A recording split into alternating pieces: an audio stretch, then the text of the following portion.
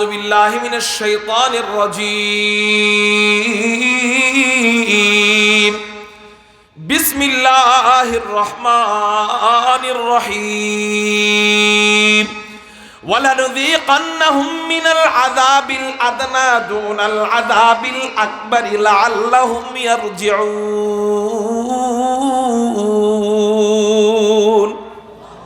আল্লাহ বলেন, আমি আল্লাহ বড় শাস্তির আগে, বড় আযাবের আগে, গুরুতর আযাবের আগে আমি আল্লাহ ছোট আযাব আস্বাদন করাবো। কেন কেন কেন? লাআল্লাহুম ইয়ারজিউন, যাতে তারা আল্লাহর দিকে ফিরে আসে। আল্লাহ বলতেছেন। কে বলতেছেন? আল্লাহ বলতেছেন, বড় শাস্তির আগে আমি আল্লাহ কি দিব? ছোট শাস্তি দিব, যাতে তারা আল্লাহর দিকে ফিরে আসে। এমন কি কি গুনাহ আছে যে গুনার কারণে দুনিয়াতেই শাস্তি হয়? আমি আপনাদের সামনে যদি সুযোগ হয় 13টা গুনাহ সম্পর্কে বলবো। জোরে বলেন, কয়টা? এই 13টা গুনাহের শাস্তি আখিরাতে তো হবেই, দুনিয়াতেও হয়। এটা আমরা অভিজ্ঞতার আলোকে পাই, কোরআন হাদিস থেকে পাই। 1 নাম্বার শাস্তি হলো মা বাবার অবাধ্য হওয়া। এইটা গুনাহ। 1 নাম্বার গুনাহ হলো মা বাবার অবাধ্য হওয়া।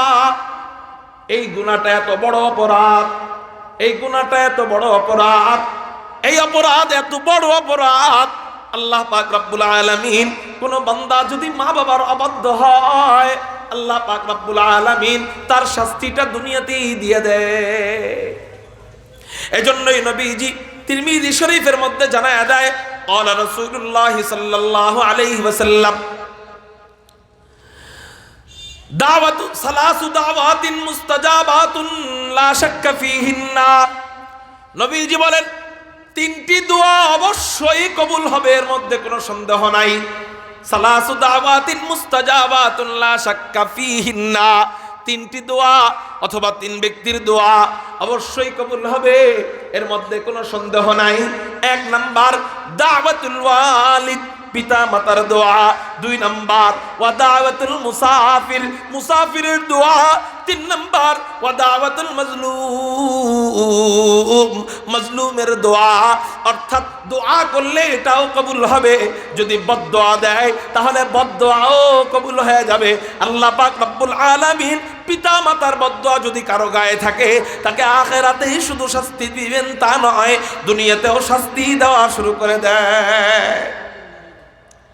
এই জন্য আপনাদেরকে একটা কথা বলি, পৃথিবীতে মা বাপ সন্তানকে নিজের জীবনের চেয়ে বেশি ভালোবাসে। মা বাবার ভালোবাসা আসলে বাহ্যিকভাবে দেখলে বোঝা যায় না। বাহ্যিকভাবে যদি আপনি দেখেন, দেখা যাবে শাশুড়ি অনেক আদর করে, শাশুড়ি অনেক ভালো ভালো খাবার দেয়। আপনি মেয়ের বাপের বাড়ি গেলে, আপনার শ্বশুর বাড়ি গেলে, শাশুড়ি আপনার জন্য পোলাও রান্না করবে, বিরিয়ানি রান্না করবে, কাচ্চি রান্না করবে, কুরমা রান্না করবে, বড় বড় খাসির রান্না করবে। আপনি বোকা হইলে ভাবা শুরু করে দেন, আমার মা তো আমার জন্য টাকা পয়সা খরচ করতেই চায় না, আমার বাবা তো আমার জন্য টাকা পয়সা খরচ করতেই চায় না, আমার শাশুড়ি যেহেতু আমাকে এত খাওয়ায়, তার মানে আমার শাশুড়ি আমারে মহব্বত করে, আমার শ্বশুর আমারে মহব্বত করে। বিয়ে করার পর শ্বশুর শাশুড়ি অনেক সময় ছেলের আপন মা বাবার মতো হয়ে যায়, আর আপন মা বাবার সতেই মায়ের মতো আচরণ করে, সৎ বাবার মতো আচরণ করে দেখতে পারে না। ঠিক না বেঠি? একটু পিছনে একটু দাঁড়ায় দাও। হ্যাঁ, তাইলে এই শ্বশুর শাশুড়ির ভালোবাসা পায় মনে করে মা বাবার ভালোবাসা আসল নয়, আসল হলো শ্বশুর শাশুড়ির ভালোবাসা। মা বাবার সাথে খারাপ আচরণ শুরু করে দেয়, আছে না নাই? মা বাবার সাথে বেয়াদবি করে, মায়ের বদদোয়া যখন লাইগা যায়, আল্লাহর কসম করে বলি, তুমি দুনিয়াতে যে কোনো কাজই করবা তুমি সফল হতে পারবা না। সফল হলেও, সফল হওয়ার পর আল্লাহ পাক রব্বুল আলামিন তোমার ওই কাজটা, ওই ব্যবসাটা, ওই চাকরিটা এমন ভাবে ধ্বংস করে দিবে, তোমার মেরুদণ্ড এমন ভাবে ভাঙা দিবে, আর জীবনে তুমি মাথা উঁচা কইরা সোজা কইরা দাঁড়াতে পারবা না। মা বাবার বদদোয়া লাইগা গেল। মা বাবার ভালোবাসা আসলে ওই তরকারি বেশি দেয় না কম দেয় এটা বুঝবা না। মা বাবার ভালোবাসা, মায় তোমারে থাপ্পড় দেয় বেশি, বাপ তোমাকে পিটায় বেশি, এটা দিয়ে মাইপো না। মা বাবার ভালোবাসা বুঝবা কেমনে? তোমাকে যদি কেউ মারতে আসে, তোমাকে জানে মেরে ফেলবে, তোমাকে একেবারে শেষ করে ফেলবে। তোমার মা তোমাকে যতই আদর না করুক, তোমার বাবা তোমার যতই আদর না করুক, তোমাকে কেউ যদি জানে মেরে ফেলতে আসে, দুনিয়ার আর কেউ ঢাল হিসাবে তোমার সামনে দাঁড়াবে না। তোমার বাবা তোমার সামনে ঢাল হিসাবে দাঁড়ায় যাবে। তোমার বিবি তোমার সামনে ঢাল হিসাবে না দাঁড়ালেও, তোমার স্ত্রী তোমার সামনে ঢাল হিসাবে না দাঁড়ালেও, তোমার প্রেমিক প্রেমিকা তোমার সামনে ঢাল হিসাবে না দাঁড়ালেও, তোমার শ্বশুর শাশুড়ি তোমার সামনে ঢাল হিসাবে না দাঁড়ালেও, ওই বুড়ি মা তোমার সামনে জীবন দিতে প্রস্তুত হয়ে যাবে, ঢাল হিসাবে দাঁড়ায় যাবে যে ভাই আমারে মাইরা ফেল, টুকরা টুকরা কইরা ফেল, তারপরেও আমার খোকারে মারিস না। ঠিক না বে ঠিক? এই মা বাবার ভালোবাসা। ওই কয়দিন আগে ফেনীতে বন্যা হয়েছে, বন্যার সময় লাশ ভাইসা উঠছে। লাশ যখন ভাইসা ওঠে, একটা মহিলার লাশ পাওয়া গেছে, এইভাবে কোলের মধ্যে সন্তানকে নিয়ে মারা গেছে। মারা যাওয়ার পরেও সন্তানকে ছাড়ে নাই। মানুষ তো মারা যাওয়ার সময় মালাকুল মাউত আজরাইল আলাইহিস সালাতু ওয়াস সালাম যখন জান কবজ করে, মানুষ তো এমন করে হাত পা নাড়াইতে থাকে, সন্তান তো পড়ে যাওয়ার কথা, কিন্তু ওই মা কেমন মা, বন্যায় ডুইবা যায়, তারপরেও সন্তানকে ছাড়ে নাই, হাবুডুবু খায়, সন্তানকে ছাড়ে নাই, নিঃশ্বাস বন্ধ হয়ে যায়, সন্তানকে ছাড়ে নাই, আজরাইল আইসা পড়ে, সন্তানকে ছাড়ে নাই, জান কবজ করে, সন্তানকে ছাড়ে নাই, মারা যায়, তারপরেও সন্তানকে আল্লাহর কুদরতে ছাড়ে নাই, এমনি ধইরাই সে মারা গেছে। এই হলো মায়ের মহাব্বত, বাবার মহাব্বত। যুবক, এই জন্য তোমার পা দুইটা আগায়া দাও, তোমার পা দুইটা জড়ায়া ধইরা কাঁদি আর বলি, মা বাবার ভালোবাসা এটা তুমি আসলে এমনি বুঝবা না। তুমি না বুঝলেও তোমার মা তোমারে অনেক ভালোবাসে, তুমি বুঝলেও তোমার মা তোমাকে অনেক ভালোবাসে। এই জন্য মা বাবার বদদুয়া নিয়ে মইরো না। আমি তো বড় কোনো বুজুর্গ না যে আমার কথা তোমার দিলে দাগ পড়বে। তারপরেও একটা কথা বলি, এটা বাড়িতে যায় খাতার মধ্যে নোট করে রাখবা। ছাত্র ভাইয়েরা ক্লাসের খাতায় নোট করে রাখবেন, ইনশাআল্লাহ একদিন মিলায় দেখবেন। আপনি যদি মায়ের দোয়া, বাবার দোয়া নিয়ে কোনো কাজ শুরু করেন, ওই কাজে আল্লাহ আপনাকে সবচেয়ে বড় সফলতা দান করবেন। আপনি যেটাই হবেন, আপনি সবচেয়ে বড়টা হবেন। আপনি যদি ইমাম হন, আপনি ইমামুল আইম্মা হবেন। আপনি যদি মুহাদ্দিস হন, আপনি ইমামুল মুহাদ্দিসিন হবেন। আপনি যদি নেতা হন, এলাকার সবচেয়ে বড় নেতা হবেন। আপনি যদি ব্যবসায়ী হন, আপনি সবচেয়ে বড় সফল ব্যবসায়ী হবেন। মা বাবার দোয়া পাবেন না, মা বাবার বদদোয়া পাবেন।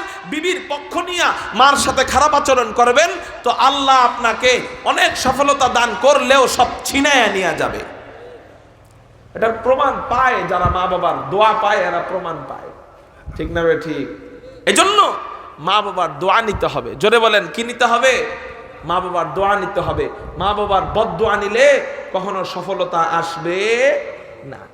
এজন্য ভাই, আজকে থেকে আর জীবনে আমাদের মায়ের সাথে খারাপ আচরণ করব না, আমাদের বাবার সাথে খারাপ আচরণ করব না।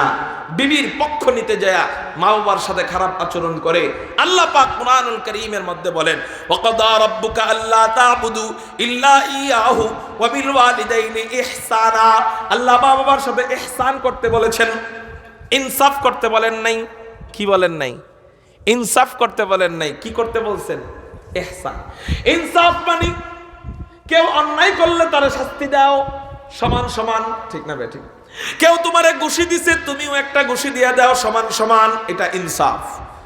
কিন্তু মা বাবার ক্ষেত্রে আল্লাহ ইনসাফ বলেন নাই, মা বাবার ক্ষেত্রে আল্লাহ বলছেন ইহসান। মানে হলো তোমাকে যদি তারা অন্যায়ভাবে কোনো ঘুষিও দেয়, তুমি খারাপ আচরণ করবা না। বুড়া বয়সে মা বাবার জেহেনটা অনেকটা অন্যরকম হয়ে যাবে।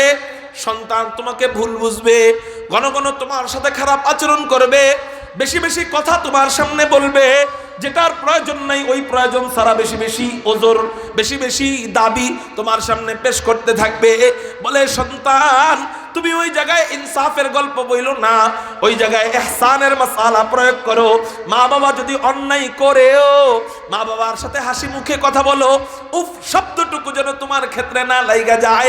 কেন কেন কেন? কয় মা বাবা কদু, কদু চিনেননি আপনারা? কদু বঠির উপরে যদি বঠিরে রাগ দেখায়া কদু দিয়া বাড়ি দেয়, কদু কাটবে। আবার যদি বঠি দিয়া কদুর উপরে বাড়ি দেয়, কি কাটবে? কদুই কাটবে। বঠির কোনো ক্ষতি হবে? বলেন, বঠির কোনো ক্ষতি হবে না। ঠিক তুমি যদি মা বাবা দোষ করার পরে রাগ করো, তোমারই ক্ষতি হবে। মা বাবা যদি দোষ না করে রাগ করো, তাহলে তোমারও এই ক্ষতি হবে। এই জন্য যাদের মা বাবা বেঁচে আছে, আজকে থেকে ওয়াদা দেন, আমি যদি দুনিয়াতেও শাস্তি পেতে না চাই, আখিরাতেও শাস্তি পেতে না চাই, আমি মা বাবার বদদোয়া আর নিব না। আর জীবনে মায়ের সাথে খারাপ আচরণ করব না, বাবার সাথে খারাপ আচরণ করব না। কারা কারা রাজি আছেন? আল্লাহু আকবার বলে দুই হাত আল্লাহরে দেখেন। রাজি আছেন ইনশাআল্লাহ? হাত নামান। মা বাপ নাই কাদের? মা নাই অথবা বাবা নাই অথবা মা বাপ দুজন নাই, এমন কারা? হাত ওঠান তো। আমার বাবা নাই। হ্যাঁ, আপনারা কি করবেন? হাত নামান। আপনারা প্রতিদিন কমপক্ষে সূরা ইখলাস 3 বার পড়ে, যখন মনে ওঠে, পারলে যখন মনে ওঠে সূরা ইখলাস 3 বার পড়ে মায়ের কবরে বাবার কবরে পাঠায় দিবেন। আপনি যদি আপনার মাকে দুনিয়ায় জীবদ্দশা থাকা অবস্থায়, তার জীবদ্দশায় আপনি যদি কষ্ট দিয়েও থাকেন, আশা করা যায় সে আপনার কবরে যখন, তার কবরে যখন আপনার এই সূরা ইখলাসের সওয়াবগুলা যাইতে থাকবে, সে মাফ করে দিবে। এজন্য পড়বেন না ইনশাআল্লাহ? হ্যাঁ, এজন্য মা বাবার বদদোয়া থেকে বেঁচে থাকবো, পারবো না ইনশাআল্লাহ? আল্লাহ তুমি কবুল করো, বলি আমিন। তাইলে যে সমস্ত গুনাহের শাস্তি দুনিয়াতে হয়, এর মধ্যে 1 নাম্বার গুনাহ হলো মা বাবার অবাধ্য হওয়া। জোরে বলেন, 1 নাম্বার গুনাহ কি? এর শাস্তি দুনিয়াতেই হয়। 2 নাম্বার শাস্তি হলো জুলুম করা। জোরে বলেন, কি করা? জুলুম করা। 3 নাম্বার শাস্তি হলো আত্মীয়তার সম্পর্ক ছিন্ন করা। এই 2-3 একসাথে নবীজি তিরমিজি শরীফের মধ্যে জানায় দেয়। নবীজি বলেন, ক্বালা রাসূলুল্লাহ সাল্লাল্লাহু আলাইহি ওয়াসাল্লাম, মা মিন আজদারু আন ইউআজ্জিলাল্লাহু লিসাহিবিহিল উকুবাতা ফিদ দুনিয়া মা মা ইয়াদখিরু লাহু ফিল আখিরাহ। আল্লাহ পাক রব্বুল আলামিন এমন কিছু গুনাহ আছে, যেই গুনাহের শাস্তি আখিরাতের পাশাপাশি দুনিয়াতেও দিয়ে থাকবে। সেই গুনাহ কি কি? নবীজি বলেন, মিনাল বাগি ওয়া কাতিআতির রাহিমি। এর মধ্যে একটা গুনাহ হলো মানুষের উপর অন্যায়ভাবে জুলুম করা। এর মধ্যে আরেকটা গুনাহ হলো আত্মীয়তার সম্পর্ক ছিন্ন করা। তাহলে বলেন, মানুষের উপর জুলুম করলে এটার শাস্তি আখিরাতে তো হবেই, দুনিয়াতে হবে। এই ঘোষণা দিয়ে দিলেন কে? নবীজি। জোরে বলেন, কে? তিরমিজি শরীফের হাদিস। নবীজি এই ঘোষণা দিয়ে দিস। দুনিয়াতে জুলুম করেছিল ফিরআউন, আল্লাহ পাক রব্বুল আলামিন ফিরআউনকে পানির মধ্যে চুবায়া মারছে। দুনিয়াতে জুলুম করেছিল নমরুদ, আল্লাহ দুনিয়াতেই শাস্তি দিয়ে দিছে। আখিরাতের শাস্তি তো আলাদা। দুনিয়াতে আল্লাহ শাস্তি দেখিয়ে দিয়েছে। আল্লাহ পাক রব্বুল আলামিন ল্যাংড়া মশার মাধ্যমে শত শত বছর জুতার বাড়ি দিছে। আল্লাহ পাক রব্বুল আলামিন জুলুম করেছিল কারুন, জুলুম করেছিল হামান, আল্লাহ এদেরকে দুনিয়ায় শাস্তি দিয়ে দিয়েছেন। জুলুম করেছিল আবু জাহেল, উতবা, শাইবা, আল্লাহ পাক রব্বুল আলামিন এদের শাস্তি দুনিয়াতেই দিয়ে দিয়েছেন। জুলুম করেছিল আংশান সূচি, আল্লাহ এর শাস্তি দুনিয়াতেই দিয়ে দিয়েছেন। এই যে কয়েকদিন আগে মায়ানমারে অংশান সূচি আমার মুসলমান ভাইদেরকে মেরেছিল, এখন জেলের মধ্যেও মার খায়। কেন খায়? কেন খায়? প্রধানমন্ত্রী থাকা অবস্থায় কেউ জেলের মধ্যে আবার মার খায় কিনা? নবীজি বলেন, হা হা হা, এমন কিছু আযাব আছে, এমন কিছু গুনাহ আছে, যেই গুনাহের আযাব, যেই গুনাহের শাস্তি আল্লাহ আখিরাতের পাশাপাশি দুনিয়াতেও দিয়ে থাকে। এর মধ্যে একটা গুনাহ হলো মানুষের উপরে জুলুম করা। হা হা হা, বুশের উপরেও, বুশও মানুষকে জুলুম করেছিল, আল্লাহ বুশকেও ধ্বংস করেছে। কেমনে ধ্বংস করেছে? সাধারণভাবে ধ্বংস করে নাই। একজন সাধারণ সাংবাদিকের জুতার বাড়ি দিয়া আল্লাহ জনগণের সামনে ওকে অপমান করে ছাড়ছে।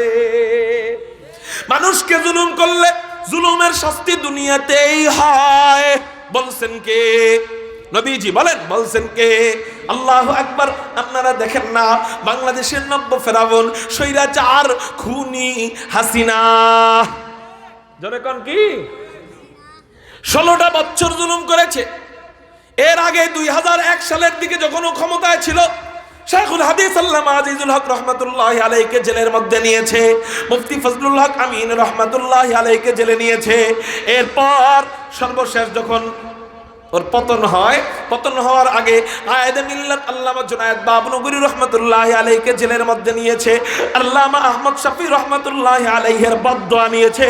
শাইখুল হাদিস ইবনে শাইখুল হাদিস আল্লামা মামুনুল হক সাহেবের মতো বীর সিপাহ সালারকে জেলের মধ্যে নিয়ে টর্চারিং করছে। এইরকম অনেক আল্লাহ ওয়ালাদেরকে জেলের মধ্যে নিয়ে যখন ঢুকায়া পিটানো আরম্ভ করে, মানুষের উপর জুলুম করা শুরু করে দেয়, নবীজি বলেন দুনিয়ার শাস্তি আখিরাতেই তো হবেই, জুলুমের শাস্তি আখিরাতে তো হবেই।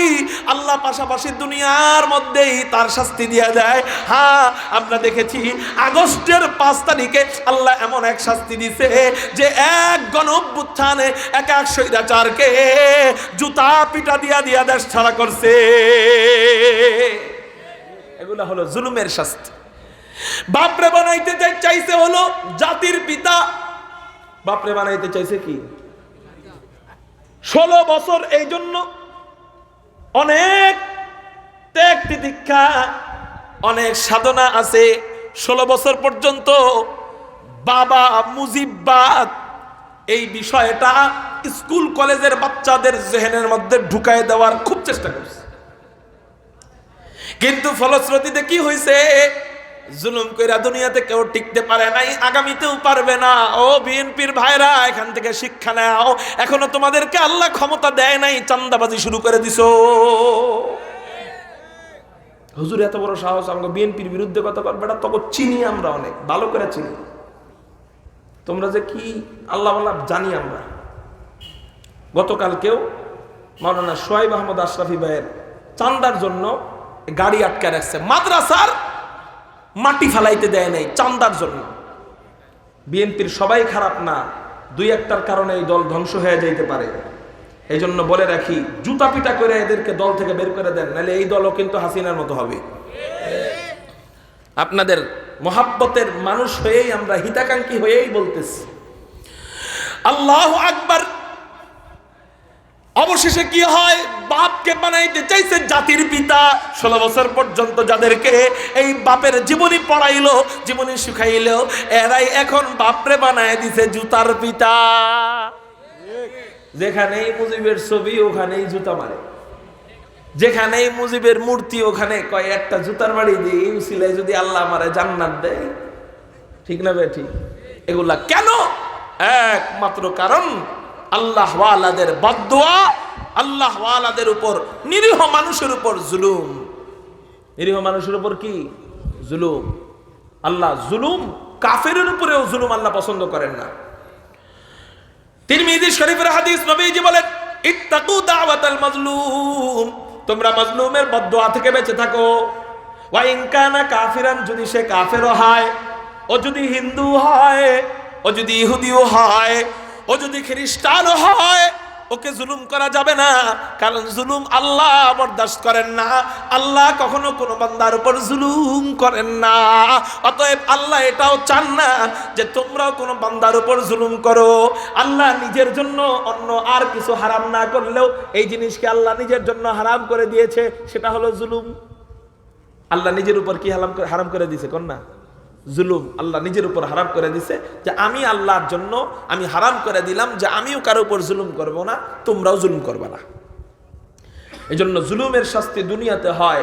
আমরা নমরুদের থেকে শিক্ষা পাই কিনা, কারুনের থেকে শিক্ষা পাই কিনা, হামানের থেকে শিক্ষা পাই কিনা, বুশের থেকে শিক্ষা পাইনি, অংশান সুচিত্তে শিক্ষা পাই? আমরা একটু মাথা ঝুলান, মূর্তির সামনে কথা কইতেছি নাকি? পাই কিনা? হ্যাঁ না করেন কিছু।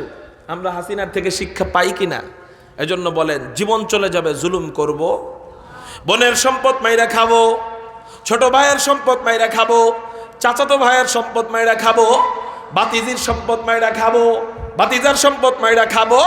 আল্লাহ এমন মায়ের দিবে, দুনিয়াতে সবার সামনে লজ্জিত হয়ে মারবেন। 3 নাম্বার গুনাহ, যেই গুনার শাস্তি আল্লাহ এতটা অপছন্দ করে, এই 3 নাম্বার গুনাহ যেটার শাস্তি দুনিয়াতেই আল্লাহ দিয়ে দেয়, এই 3 নাম্বার গুনাহ হলো ওয়াকাতিয়াতির রাহিম, আত্মীয়তার সম্পর্ক ছিন্ন করা। আখিরাতে তার শাস্তি কি হবে? নবীজি বলেন আখিরাতে শাস্তি হলো লা ইয়াদখুলুল জান্নাতা কাতি, আত্মীয়তা ছিন্নকারী কখনো জান্নাতে প্রবেশ করতে পারবে না। জোরে বলেন, আত্মীয়তা সম্পর্ক ছিন্নকারী কখনো কি প্রবেশ করতে পারবে না? বলেন, জান্নাতে প্রবেশ করতে পারবে না। এই হলো আখিরাতের শাস্তি। আর দুনিয়ার শাস্তি হলো যে নবীজি বলেন আল্লাহ পাক রব্বুল আলামিন আখিরাতের পাশাপাশি যে সমস্ত গুনাহের কারণে দুনিয়াতেও শাস্তি দিয়ে থাকেন, এর মধ্যে একটা গুনাহ হলো আত্মীয়তার সম্পর্ক ছিন্ন করা। এই জন্য দেখা যায় যারাই আত্মীয়তার সম্পর্ক ছিন্ন করে তাদের শাস্তি দুনিয়াতে কেমনে হয়? বলে দুনিয়ার কোনো শত্রু যদি আপনার পিছনে লেগে যায়, হাজার হলেও আত্মীয়তার সম্পর্কের যাদের সাথে বজায় রাখছেন এরা কিন্তু সবার আগে আপনাকে বাঁচানোর জন্য দাঁড়ায় যায়। ঠিক না বেঠিক? যতই ঝগড়া লাগুক কিন্তু সম্পর্ক কোনো রকম আছে, দেখা হইলে একটু সালামটা দেন। যদি জানে আপনার বিরুদ্ধে কেউ দুশ্মনী করতেছে, সবার আগে ওই আত্মীয় এসে দাঁড়াবে। কিন্তু আপনি যদি ওর সাথে সম্পর্কই বাদ দিয়ে দেন, ছিন্ন, ওই আত্মীয় মারুক, আমি তো খালি আত্মীয় দেখে মারতে পারি না, আমার ওর শত্রু ওরে মারতেছে, আমার কাম করে দিতেছে। এটা শাস্তি কিনা বলেন? এজন্য আত্মীয়তার সম্পর্ক যাদের ছিন্ন হয়েছে আজকে তওবা করেন, বাড়িতে যাই তারে ফোন দিবেন, কারণ এটা এত বড় গুনাহ, সে তো জান্নাতে প্রবেশ করবেই না, আবার দুনিয়াতেও তার শাস্তি হবে। তাহলে বলেন আল্লাহ যেই সমস্ত গুনার শাস্তি দুনিয়াতে করে, দুনিয়াতে দিয়ে দেয়, এর মধ্যে কয়টা গুনার কথা বললাম মনে থাকবে নি? 1 নাম্বার বলেন মা বাবার অবাধ্য হওয়া, জোরে বলেন 1 নাম্বার। 2 নাম্বার জুলুম করা, জোরে বলেন 2 নাম্বার। 3 নাম্বার আত্মীয়তার সম্পর্ক ছিন্ন করা। এই 3টা মুখস্থ থাকবে, মনে থাকবে? আমি কিন্তু শুনবো, যাব 4 নাম্বারে যাব। এবার আসেন 4 নাম্বার, মুসলমান ভাইয়ের দোষ তালাশ করা। কি করা? মুসলমান ভাইয়ের কি তালাশ করা? আমরা এটাই পটু, এটাই আমরা 1 নাম্বার। খালি আপনাকে দোষ দিয়ে লাভ কি? আমাকে হুজুররাও 1 নাম্বারে দিক দিয়া। সব হুজুর তো না, আছে ফেসবুক মুজাহিদরা আছে। আল্লাহ এদেরকে মাঠের মুজাহিদ না বানাইলেও ফেসবুকের মুজাহিদ বানাইছে, এরা 1 নাম্বার। সাধারণ মাকরু না এমন দোষগুলা ফেসবুকের মধ্যে নিয়ে আসে। আল্লাহ, হযরত আব্দুল্লাহ ইবনে ওমর রাদিয়াল্লাহু তাআলা আনহু বলেন, তিরমিজি শরীফের হাদিস, হযরত আব্দুল্লাহ ইবনে ওমর বর্ণনা করেন, সাইদা রাসূলুল্লাহ সাল্লাল্লাহু আলাইহি ওয়াসাল্লাম আল মিম্বারা ফানাদা বিসাউদিন রাফিইন ফাকাল। হযরত আব্দুল্লাহ ইবনে ওমর বলেন, হুজুর আকরাম সাল্লাল্লাহু আলাইহি ওয়াসাল্লাম একবার মিম্বরের উপর দাঁড়ায়া, মিম্বরের উপর অবস্থান করে সাহাবায়ে কেরামকে উঁচু আওয়াজে ডাক দিলেন। উঁচু আওয়াজে ডাক দিয়ে বললেন, ইয়া মাশার মান কাদ আসলামা বিলিসানিহি ওয়া লাম ইফতিল ঈমানু ইলা কলবিহি। হে ওই সমস্ত ব্যক্তিরা, হে ওই সমস্ত যুবকরা যারা মুখ দিয়ে বলো আমরা মুসলমান, মুখে বলো আমরা ঈমান এনেছি, কিন্তু অন্তরে ঈমান এখনো পূর্ণ হয় নাই। ও ওই সমস্ত যুবকরা তোমরা শুনে রাখো, লা তুযুল মুসলিমিন। এই পিছনে কি আমার দিক? নবীজি বলতেছেন লা তুযুল মুসলিমিন, সাবধান, কোন মুসলমানকে কি দিও না, কষ্ট দিও না। ওয়ালা তুআইরুহুম ওয়ালা তাত্তাবিউ আওরাতাহুম, সাবধান, তাকে কখনো কষ্ট দিও না, তার গোপন দোষ তালাশ করো না, তার গোপন দোষ অন্বেষণ করো না। কয় কেন? ফাইন্নাহু মান তাত্তাবা আখিহিল মুসলিম, যে ব্যক্তি তার মুসলমান ভাইয়ের গোপন দোষ তালাশ করতে থাকবে, তাত্তাবা আল্লাহ, আল্লাহ তার গোপন দোষ তালাশ করে। তাত্তাবা আল্লাহু আওরাতাহু, আল্লাহ তার গোপন দোষ তালাশ করে। ওমান তাত্তাবা আল্লাহু আওরাতাহু ইয়াফদাহু, আল্লাহ যার গোপন দোষ তালাশ করে তার অবস্থা কি হয়? আল্লাহ তাকে লজ্জিত করে ছাড়ে, সমাজে অপমানিত করে ছাড়ে। নবীজি বলতেছেন তিরমিজির হাদিসে যে তোমরা তোমার মুসলমান ভাইয়ের গোপন দোষ কি করো না, তালাশ করো। এই গোপন দোষ তালাশে যে ব্যস্ত থাকবে, আল্লাহ তার গোপন দোষ তালাশ কইরা কইরা তাকে সমাজে লজ্জিত করে দিবে। পৃথিবীতে সবাই ফেরেশতা কর না কে? সবাই ফেরেশতা? ফেরেশতার জাত আলাদা, মানুষের জাত আলাদা। মানুষ গুনাহ করেই ফেলবে, চাইবে না গুনাহ করব, তারপরেও গুনাহ হয়ে যাবে, হয়ে যাবে, হয়ে যাবে। কিন্তু আরেকজনের গুনাহ দেখে আপনি মানুষের কাছে বলা আরম্ভ করছেন, দোষ তালাশ কইরা গীবত বলা আরম্ভ করছেন। আর আপনার দোষগুলা আল্লাহ তো ঢাইকা রাখছে, আল্লাহ মাফ করুক আপনি কাউকে খুন করলেন, আল্লাহ ঢাইকা রাখছে। আল্লাহ মাফ করুক আপনি জিনা করলেন, আল্লাহ এটা ঢাইকা রাখছে। আল্লাহ মাফ করুক আপনি চুরি করলেন, আল্লাহ এটা ঢাইকা রাখছে।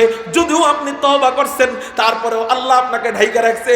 আল্লাহ পাক ওই দোষ উন্মোচন করেন নাই, আল্লাহ মাফ করুক। এই হাদিস থেকে বোঝা যায় আপনি আরেকজন ভাইয়ের অনর্থক দোষ চর্চা করার কারণে, তার গীবত করার কারণে, তার দোষ মানুষকে বলার কারণে, ওই যে আপনি 10 বছর আগে এক জায়গার থেকে চুরি করছিলেন সেটা আল্লাহ কোনো না কোনো ভাবে প্রকাশ করে দিবে। 16 বছর আগেও যারা চুরি করছিল আল্লাহ প্রকাশ করছেনি। মানিক চোরাগো চুরি বেড়ে গেছে না, সালমান এফ রহমান গো চুরি বেড়ে গেছে না। আল্লাহ ওয়ালাদের দোষ তালাশ করছে। আর মামুন সাহেব কি করছে খুঁজে পায় না, শেষমেশ পাইছে ওই এক হোটেলে পেয়ে গেছে, মিথ্যা একটা মামলা দিয়া ধরাই দিছে। ঠিক না বেঠি? বউ নিয়া হোটেলে কেন, আরো কোনো জায়গায় যদি যাওয়ার দরকার হয় যাবে, অসুবিধা আছে কোনো? ও তোমাকে লেগে জায়েজ, সব তোমাকে লেগা, আমাকে লেগা মাকরু, তোমাকে লেগা কুরু কুরু। হ্যাঁ, নিজেদের খেলায় নিজেদের বেলায় কুরু কুরু, হুজুরদের বেলায় মাকরু। হুজুর ওই জায়গায় যায় কেন? রিসোর্টে ঘুরতে সবার মনে চায়, কার না মনে চায় ভালো জায়গায়, মনোরম জায়গায় একটু মনোরঞ্জনের জন্য না যাইতে? উনি তো আর রুমের ভিতরে বাহিরে গুনার স্থানে থাকে নাই, ওনার দ্বিতীয় বিবিকে নিয়ে গেছিল। এই দোষ তালাশ কইরা কইরা মানুষের কাছে বলা শুরু করে, শেষ পর্যন্ত ওই বিবিই বলল যে না আমাকে বিয়ে করছে, এটার সাক্ষী আর দরকার নেই, আমি নিজেই বলতেছি আমাকে বিয়ে করছে। এই দোষ তোরা তালাশ করছস, আল্লাহ তোকে দোষ উন্মোচন করে দিছে। ঠিক না ভাই? ঠিক ঠিক এরকম যে ব্যক্তি একজন মুসলমান ভাইয়ের দোষ তালাশ করবে, আল্লাহ পাক রব্বুল আলামিন তার দোষ উন্মোচন করে দিবে। মনে থাকবো কথা? কয় নাম্বার গেল? 4 নাম্বার গুনাহ, যে অন্যের দোষ, মুসলমানের দোষ আসতে তালাশ করা। বলেন, মুসলমানের দোষ কি করা? তালাশ করা। এটা এত বড় মারাত্মক গুনাহ, এত বড় মারাত্মক গুনাহ যে আল্লাহ তার দোষ উন্মোচন করে দিবেন, লজ্জায় ফেলে দিবেন। মানুষের সামনে লজ্জায় পড়ার চেয়ে 10টা জুতার বাড়ি খাওয়া ভালো। ঠিক না বে? ঠিক। এমন এমন গুনাহ আছে যেই গুনাহ মানুষ জানার চেয়ে জুতার বাড়ি খাওয়া ভালো। এই জন্য নিজের দোষ যদি ঢাইকা রাখতে চান সব সময়, যে আল্লাহ আমি যে গুনাহটা করলাম এটা জীবনে যেন কেউ না জানে, আল্লাহ তুমি আর আমি জানি, আল্লাহ মাফ করে দাও আমাকে, আমার এই গুনাহটা ঢাইকা রাখো। যদি আপনি এটা চান তাহলে জীবনে কারো গীবত আর করবেন না। রাজি আছেন কারা কারা? আল্লাহু আকবার বলে 2 হাত আল্লাহর দিকে।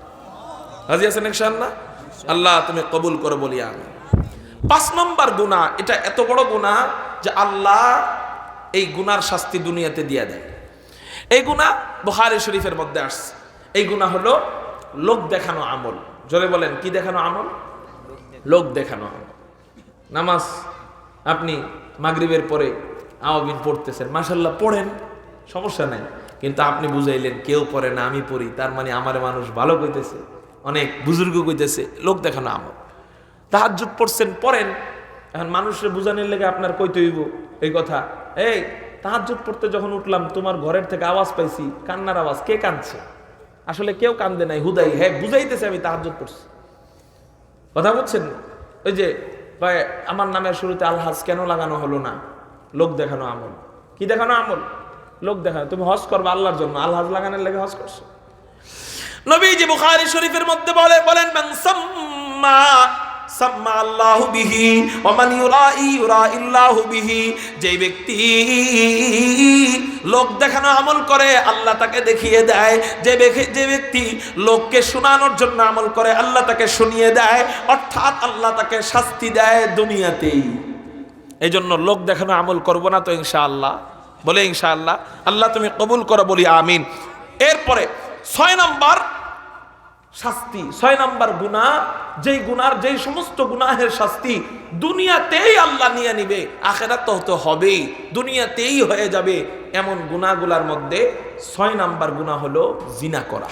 জোরে বলেন, কি করা? জিনা করা। 6 নম্বর গুনাহ জিনা করা। খেয়াল করেন, বাইহাকি শরীফের হাদিস, নবীজি বলেন قال رسول الله صلى الله عليه وسلم إياكم والزنا ফাইন্না ফীহি সিত্তা খিসাল। নবীজি বলেন তোমরা জিনা থেকে বেঁচে থাকো, কারণ এই জিনাহের জন্য 6টা শাস্তি আছে। চিৎকার দিয়া বলেন কয়টা শাস্তি? 6টা।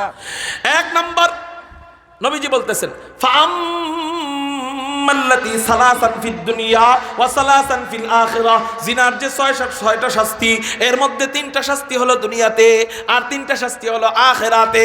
জোরে বলেন জিনা করলে কয় শাস্তি? 6টা। 3টা কোথায়?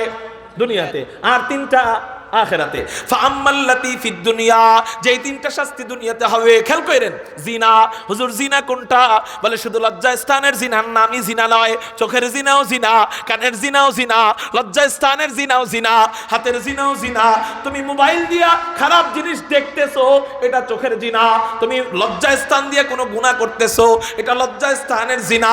তুমি কান দিয়া অশ্লীল বাক্য শুনতেছো, এটা কানের জিনা। নবীজি বলেন এই সমস্ত জিনাহের কারণে 6টা শাস্তি হবে। 3টা শাস্তি হবে দুনিয়ায় আর 3টা শাস্তি হবে আখিরাতে। যেই 3টা শাস্তি হবে দুনিয়ায়, 1 নাম্বার শাস্তি ইউযহিবুল বাহা, আল্লাহ পাক রব্বুল আলামিন তার চেহারার উজ্জ্বলতা নষ্ট করে দিবেন, তার চেহারার সৌন্দর্য নষ্ট করে দিবে। এটার প্রমাণ আমার আর বলা লাগবে না। যেই সমস্ত যুবক ভাইরা চেহারা সুন্দর ছিল ছোট সময়, বালেগ হওয়ার আগে চেহারা সুন্দর ছিল, বালেগ হওয়ার পর 4-5 বছর পর চেহারার চাপা ভাঙা শুরু হয়, গাল ভাঙা শুরু হয়, লাবণ্য নষ্ট হওয়া শুরু হয়, চোখ ভিতরে যাওয়া শুরু করে, চেহারার সৌন্দর্য নষ্ট হয়ে যায়। মানুষ বলে কিরে ভাই তোমার তো ছোট সময় অনেক সুন্দর লেগেছিল, তোমাকে 10 বছর বয়সে কত ভালো লেগেছিল, তোমাকে 12 বছর বয়সে কত ভালো লেগেছিল, এখন তোমার বয়স 15 হইছে, 16 হইছে, 17 হইছে, চেহারার সৌন্দর্য বাড়বে তো দূরে থাক, চেহারার সৌন্দর্য কমে কেন? কমে কেন? বালেগ হইতে দেরি, জিনা করতে দেরি করে না। কয় হুজুর আমাদের এলাকার পোলাপান তো জিনা করতে কোনো জায়গায় যায় না, আমরা তো প্রেম প্রীতি করি না।